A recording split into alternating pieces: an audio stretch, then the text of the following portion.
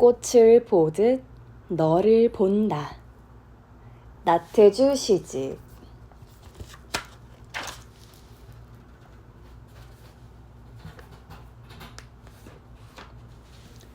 시인의 말.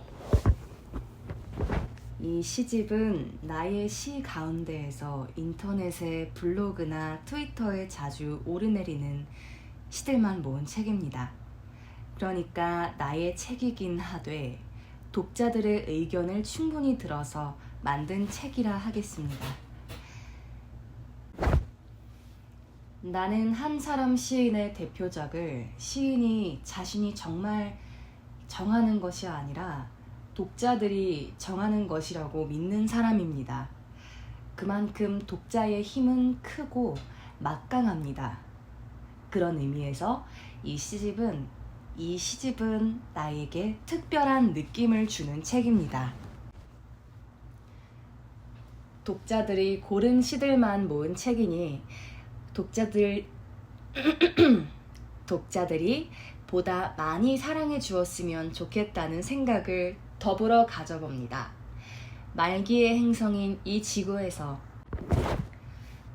또다시 종이를 없애며 책을 내는 행위가 나무들한테, 햇빛한테 미안한 생각이 듭니다. 잠시 다같이의 안녕을 빕니다. 2015년 여름, 나태주.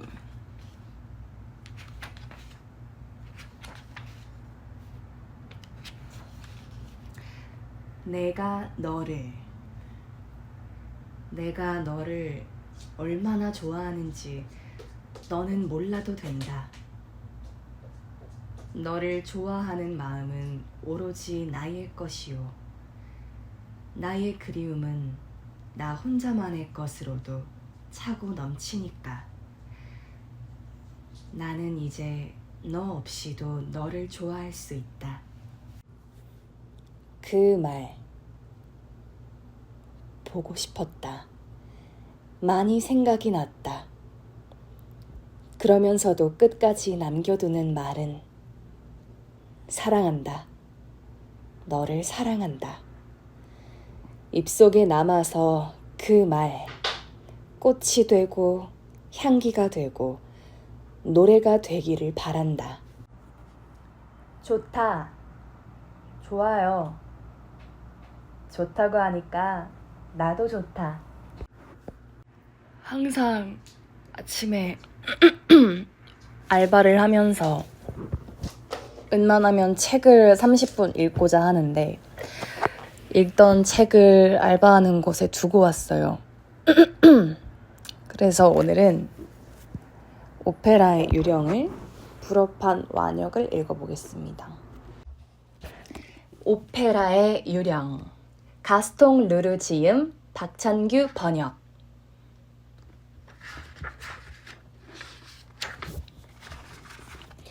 유령은 아니었지만 에릭처럼 음악의 천사였던 나의 사랑하는 형 조에게. 가스통 르르.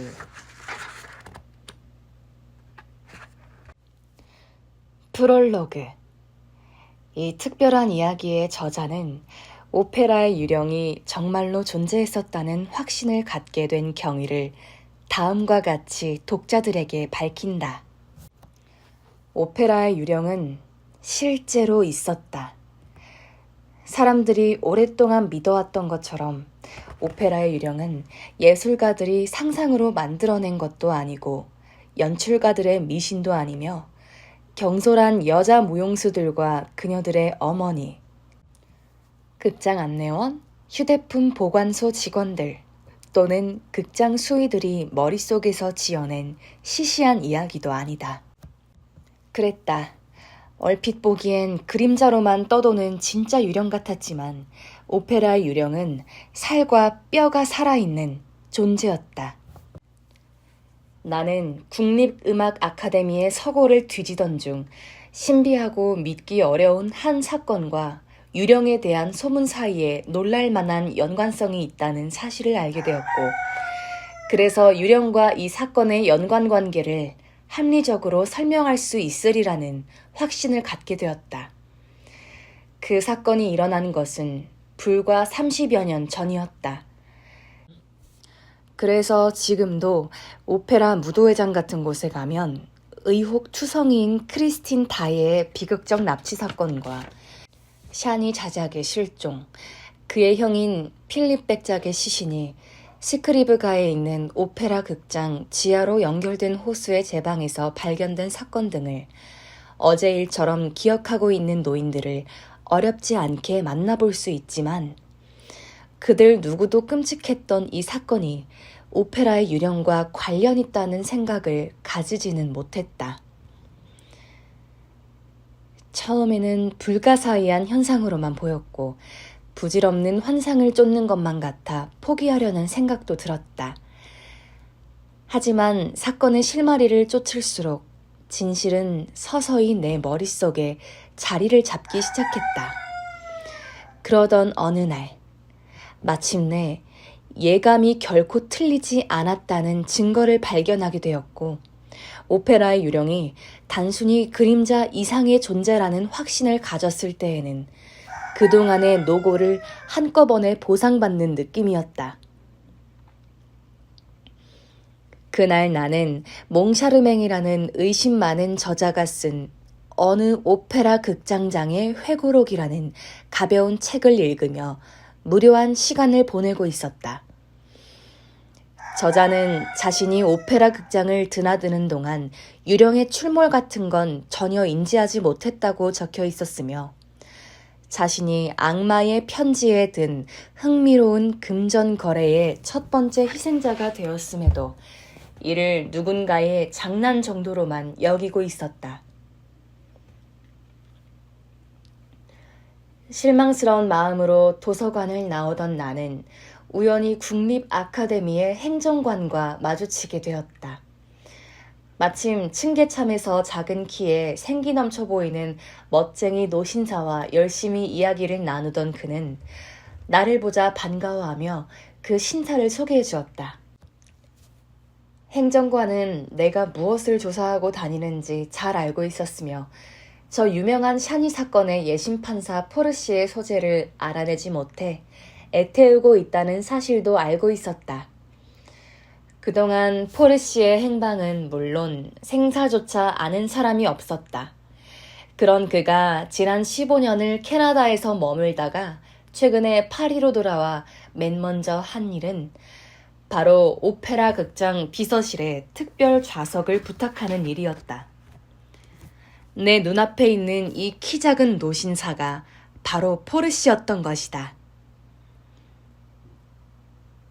긴 저녁 시간을 함께 보내며 포르시는 샤니 사건에 관해 자신이 알고 있던 그대로 이야기해 주었다. 증거 불충분으로 인해 자작은 광기 때문에 그리고 그의 형은 사고 때문에 죽은 것으로 사건을 종결지을 수밖에 없었지만 그는 아직도 두 형제 사이에 일어난 비극에 크리스틴 다에가 연루되어 있을 거라 확신하고 있었다. 그렇지만 크리스틴이나 자작에게 구체적으로 무슨 일이 일어났었는지에 대해 그도 아는 게 없었다. 유령 이야기에 대해서 그는 피식 웃어넘길 뿐이었다. 당시 오페라 극장의 비밀스럽고 구석진 자리에 어떤 기이한 존재가 살고 있었다는 정황들과 돈봉투 사건에 대해서는 잘 알고 있었지만 그는 이것이 샤니 사건의 담당 판사로서 관심을 끌만한 사항이 아니라고 보았으며 그래서 유령을 봤다는 한 증인의 말을 청취한 것이 전부였다. 그 증인은 파리 사람들이 페르시아인이라고 부르는 사람으로 오페라 극장 회원들에게는 널리 알려진 인물이었다. 하지만 판사는 그를 그냥 머리가 좀 어떻게 된 사람 정도로만 취급했다. 독자들도 짐작했겠지만 나는 그 페르시아인에 관한 이야기에 무척 흥미가 끌렸다. 그래서 기회가 된다면 이 중요하고 특별한 증인을 꼭 만나보기로 마음먹었다. 그러던 어느 날 나는 라볼리가의 초라한 아파트에서 그를 찾아내는데 행운을 얻었는데 그는 내가 방문한 뒤 5개월 뒤에 같은 아파트에서 숨을 거둘 때까지 그곳을 한 번도 떠나본 적이 없었다. 처음에는 나도 그를 믿지 못했다. 하지만 이 페르시아인이 어린애와도 같은 순수함으로 유령에 관해 알고 있는 모든 사실을 말해주었다. 특히 자신의 끔찍한 운명을 낱낱이 고백한 크리스틴 다양의 편지를 비롯한 유령의 존재에 대한 증거물들을 모두 내게 넘겨준 뒤에는 더 이상 그를 의심할 수가 없었다. 그랬다. 유령은 결코 전설이 아니었던 것이다. 물론 사람들이 그 편지가 가짜이며 아마 황당한 이야기에 홀린 사람의 상상에 의해 조작된 것이라고 주장하리란 걸 나도 잘 알고 있다.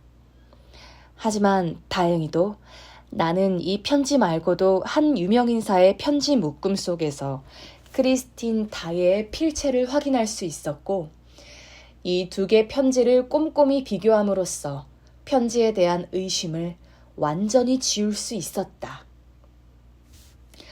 나는 또한 페르시아인을 자세히 뒷조사해보고 그가 진실을 호도하는 음모를 꾸며낼 만큼 악의를 지닌 인물이 아니라는 결론을 얻게 되었다. 샤니 씨의 가족이나 친지 등 이 사건에 직간접적으로 관련된 많은 사람들의 의견을 들어보고 그들에게 내가 가진 사건 자료들을 보여준 결과 그들도 나와 같은 의견을 가지고 있음을 알게 되었다. 나는 그들로부터 호의에 찬 격려를 받기도 했는데 그중 디장군으로부터 받은 편지의 일부를 소개해보면 이렇다. 선생님, 당신이 조사하신 것을 부디 책으로 출판해 주실 것을 간곡히 권유하는 바입니다. 저는 제르맹 일대를 슬픔으로 몰아넣었던 위대한 가수 크리스틴 다이의 비극적인 실종이 일어났던 몇 주간을 생생히 기억하고 있습니다. 그때도 오페라 극장 무용단 휴게실에서는 유령에 관한 이야기가 많이 떠돌았지만 우리 모두를 경악해 한 그 사건 때문에 이야기는 곧 사그라들고 말았죠. 하지만 당신의 이야기를 통해 추측할 수 있는 유령의 존재를 가지고 그 비극의 전말을 설명할 수만 있다면 원컨대 유령에 대한 진실을 낱낱이 밝혀주셨으면 하는 것이 저희의 바람입니다.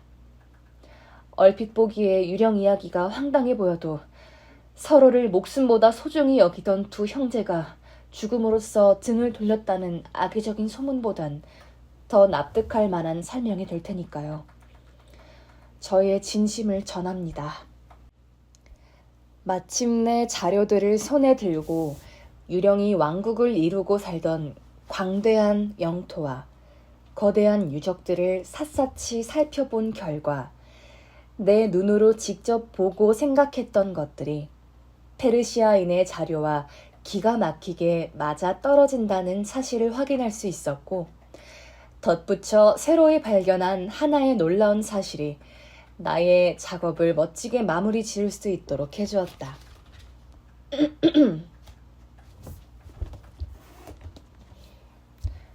독자들도 기억하겠지만 얼마 전 가수들의 육성 녹음을 보관하기 위해 오페라 극장 지하를 파던 중 인부의 괭이에 시체 한 구가 딸려 나왔다. 나는 즉시 그 시체가 바로 오페라의 유령이라는 사실을 확신했고 오페라 극장장에게 직접 그 증거물도 보여주었다. 신문에서는 파리 코민 때의 희생자 시체를 발굴했다고 떠들어댔지만 난 그런 말 따위엔 신경 쓰지 않았다. 코민 시절 극장 지하에서 학살당한 희생자들은 그곳 현장이 아닌 포위 기간 동안 식량을 쌓아두었던 거대한 지하 창고에 묻혔다. 나는 곧 이 유골들이 있는 장소를 공개할 예정이다. 오페라의 유령이 남긴 자취를 쫓던 중 난 이런 사실을 발견하였으며 이런 우연이 아니었다면 이토록 생생한 증언이 담겨있는 역사 현장을 발견할 수 없었을 것이다. 유령의 시신이나 그 처리 문제에 대해서는 다음에 이야기하기로 하고 서문을 마치기 전에 먼저 경찰서장 미프루아 씨, 전 극장 비서 레미경, 전 극장 지배인 메르시에 씨, 합창 단장이었던 가브리엘 씨, 그리고 특별히 카스툴루 바르부작 남작부인에게 고마움을 전하고 싶다. 일찍이 꼬마 매그라 불렸던 그녀는 우리 무용단의 가장 매혹적인 스타였으며 오페라의 유력 좌석을 담당한 안내원 지리 부인의 장녀이기도 하다. 이분들은 모두 내게 큰 도움을 주었으며 이들의 도움이 없었다면 나는 지고한 사랑과 놀라움으로 가득한 시간들을 여러분들께 재현해내지 못했을 것이다.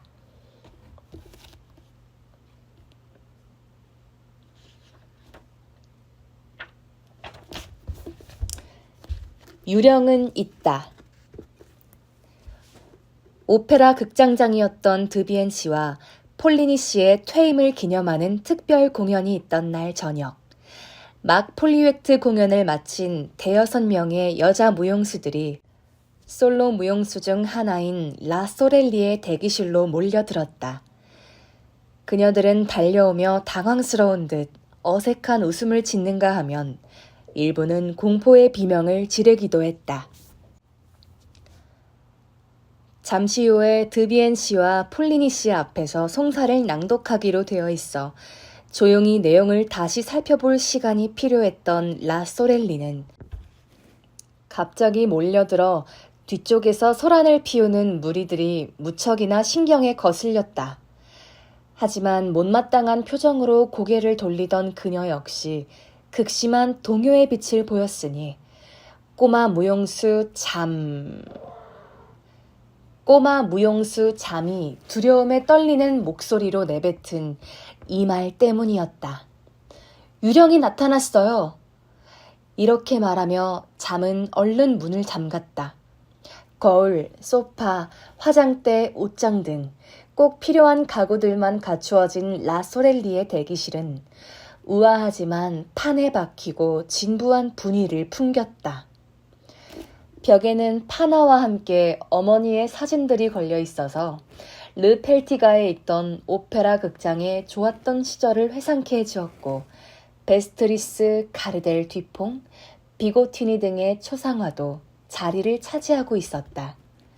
하지만 보통 공동 분장실에서 무대 호출 소리가 울릴 때까지 대기하며 노래를 부르고 미용사나 의상 담당자들과 말다툼을 벌이며 카시스나 맥주, 독주 등을 마시곤 하는 어린 무용수들에게는 이것이 마치 궁전과도 같았다. 미신을 믿는 라소렐리는 잠에게서 유령이라는 소리를 듣자마자 몸을 부르르 떨었다. 바보 같은 소리 하지 마. 하지만 누구보다도 유령의 존재를 믿었고 특히 오페라의 유령에 대해서 의심치 않았던 그녀는 곧바로 되묻지 않을 수 없었다. 직접 봤어? 제 눈으로 똑똑히 봤다니까요? 어린 잠이 소리치듯 대답하고는 다리가 후들거리는지 의자에 풀썩 주저앉았다. 틀림없이 유령이었어요. 흉측하게 생긴. 검은 눈동자에 칠흑 같은 머리카락, 거무스레한 피부에 안쓰러울 만큼 비쩍 마른 체구를 지닌 지리가 얼른 끼어들었다. 맞아요. 무용수들도 합창하듯 일제히 외쳤다. 검은 연미복 차림의 유령이 어디서 나타났는지 갑자기 복도에 튀어나와 그녀들을 가로막았다는 것이다. 너무나 갑자기 나타나서 마치 벽에서 튀어나온 것 같았다고 했다. 정말이지 유령이 여기저기서 출몰하고 있어요. 겨우 냉정을 찾은 무용수 하나가 말했다. 그것은 사실이었다. 벌써 몇 달 전부터 검은 신사복 차림의 유령이 오페라 극장 건물을 떠돈다는 얘기가 퍼져 있었다. 아무도 유령에게 말을 걸 수 없었고 유령 또한 아무에게도 말을 걸지 않았으며 유령을 보는 순간 누구든 기절초풍하는 터라 아무도 그가 어디서 와서 어디로 사라지는지 알 수 없었다. 또한 유령인지라 걸을 때 발소리도 나지 않는다고 했다. 처음에 사람들은 사교계 인사나 장의업체 직원처럼 차려입었다는 유령 이야기를 그냥 우스갯소리로만 여겼다. 하지만 무용단원들 사이에서 유령에 대한 소문은 눈덩이처럼 불어났다. 누구나 이 초자연적인 존재를 한두 번쯤 만나보았고 그의 장난에 놀아나 본 것처럼 이야기했다. 유령 이야기를 가장 크게 비웃던 사람들이 더 불안해했다. 유령은 모습을 드러내지 않을 때조차 심술궂거나 불길한 사건을 일으켜서 자기의 존재 흔적을 남겼고 사람들은 미심쩍은 일이 일어나면 뭐든 유령의 탓으로 돌렸다. 누가 사고를 당하거나 무용수들 중에 짓궂은 장난의 희생양이 되었을 때, 심지어 분첩을 잃어버렸을 때조차 유령, 오페라의 유령 탓을 했다. 그렇다면 진짜 오페라의 유령을 본 사람은 있긴 한 걸까? 오페라 극장에는 유령 말고도 검은 신사복을 차려입은 사람이 많은데 그들이 다 유령이라 할 수는 없지 않은가. 그런데 이 유령의 특별한 점은 뼈다귀 위에 검은 옷을 걸치고 다닌다는 것이었다. 적어도 무용수 아가씨들의 이야기로는 그랬다. 그리고 당연히 얼굴은 해골의 모습이었다. 그렇다면 이런 이야기들이 정말 믿을 만한가? 사실 유령이 해골의 모습을 하고 있다는 얘기는 유령을 직접 보았다는 무대 감독 조제프 비케의 이야기에서 비롯되었다. 조제프가 유령을 마주한 것은 오페라 극장의 지하로 직접 통하게 되어 있는 계단 근처의 조명 아래였다. 유령이 달아나는 바람에 잠깐밖에 보지 못했지만 그 모습은 결코 잊을 수 없을 만큼 생생하다고 했다. 유령에 대해 알고 싶어하는 사람들에게 조제프 비케는 다음과 같이 설명했다. 몸이 너무 말라서 뼈다귀 위에 검은 옷이 펄럭이는 것 같았어. 두 눈은 푹 파여서 눈동자가 움직이고 있는지조차 분간할 수 없었지. 해골 위에 시커먼 구멍 2개밖엔 보이지 않았거든. 북에 씌운 가죽처럼 뼈다귀로 늘어진 피부는 하얀 게 아니라 기분 나쁠 정도로 누랬어. 코는 옆에서 보이지 않을 정도로 작아서 없는 거나 마찬가지였어. 정말 흉측했어. 머리털도 거의 없어서 이마와 귀 뒤쪽을 덮고 있는 갈색 머리털 몇 타래가 전부였어.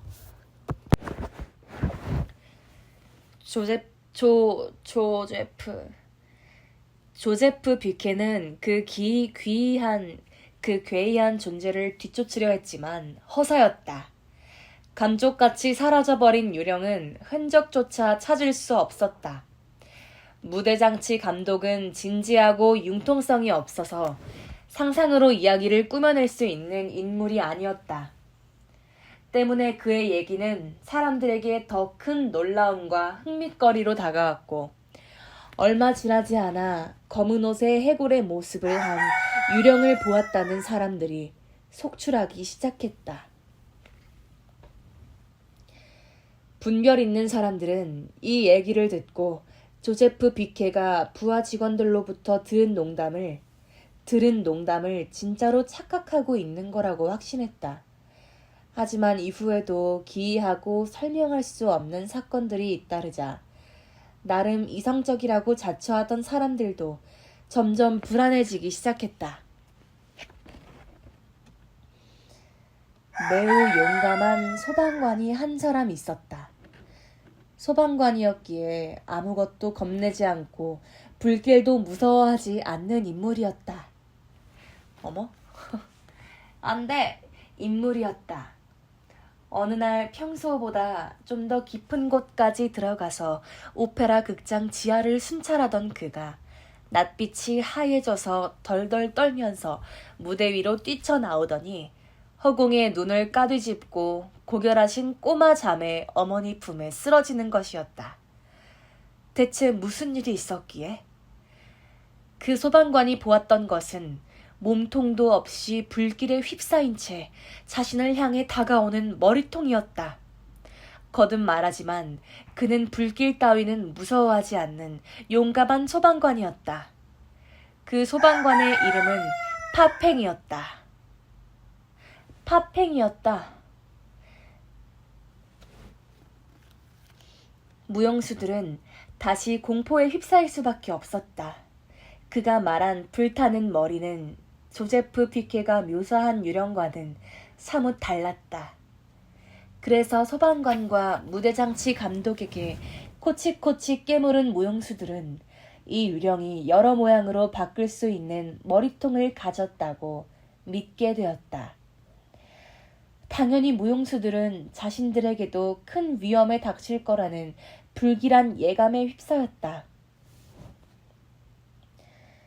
소방관이 유령을 보고 정신을 잃은 뒤 합창 단원들이나 무용수들은 어두컴컴한 구석진 곳을 지날 때마다 벌벌 떨며 네 발로 기어다녔고 그 이유에 대해 일일이 변명을 늘어놓아야 했다. 어린 무용수들과 타이즈를 입은 신참 무용수들을 이끌어야 하는 라소렐리는 재앙에 휩싸인 오페라 극장을 지켜야 한다는 사명감에 소방관 사건 다음 날 행정실 안뜰의 수의실 앞 탁자에 말편자를 올려놓았다. 관객 이외에 오페라 극장 안에 들어가려는 사람은 누구나 계단을 오르기 전에 그것을 한 번씩 만지고 지나가야 했으며 그렇게 하지 않는 사람은 지하실에서 지붕 꼭대기까지 건물 구석구석을 감싼 어두운 기운의 석재양이 될 것을 각오해야 했다. 지금 내가 하고 있는 모든 이야기들과 더불어 편자 이야기 또한 꾸며낸 게 아니라는 건 행정실을 거쳐 오페라 극장으로 들어가는 수의실 앞 탁자 위에 지금도 그것이 놓여있는 것만 보아도 알 수 있을 것이다. 이런 지경이니 그날 허겁지겁 저녁에 라소렐리의 방으로 뛰어들어온 무용수들의 상태가 어떠했을진 독자들도 짐작하고 남을 것이다. 유령이 틀림없다니까요. 꼬마 잠이 외쳤다. 무용수들의 공포는 점점 커졌고 불안한 침묵이 방 안에 흘렀다. 헐떡이는 숨소리 외엔 아무 소리도 들리지 않았다. 그 순간 잠이 잔뜩 겁먹은 표정으로 방 한쪽 구석의 벽면으로 다가가며 말했다. 쉿! 틀어봐요. 문 뒤쪽에서 뭔가가 스쳐 지나가는 소리가 들린 듯 했다. 분명 발소리는 아니었다. 가벼운 비단천이 판자 위로 미끄러지는 듯한 소리는 이내 멈추었다. 큰 용기를 낸 라소렐리가 문 앞으로 다가가 떨리는 목소리로 물었다. 거기 누가 있나요? 아무 대답도 없었다. 모두의 시선이 자신을 향하고 있음을 의식한 듯 라소렐리가 다시 용기를 내 큰 소리로 물었다. 문 뒤에 누가 있나요? 틀림없다니까요. 문 뒤에 누가 있었어요. 자두 같은 검은 눈동자의 꼬마 매그지리가 라소렐리의 치맛자락을 잡아당기며 말했다. 제발 열지 말아요. 제발 열지 말아요. 하지만 라소렐리는 늘 품에 지니던 작은 칼을 손에 쥔 채 문 손잡이를 돌렸다. 그 사이 무용수들은 옷방까지 우르르 뒷걸음질 치며 물러났다. 엄마! 엄마! 매그지리가 겁에 질려 소리쳤다. 라소렐리가 용기 있게 복도로 나가 밖을 살폈다. 아무도 없었다. 유리호롱 속에 꺼질 듯 붉고 희미한 불빛만 복도를 밝히고 있었다. 라소렐리가 안도의 라소렐리가 안도의 한숨을 내쉬며 힘껏 문을 닫았다.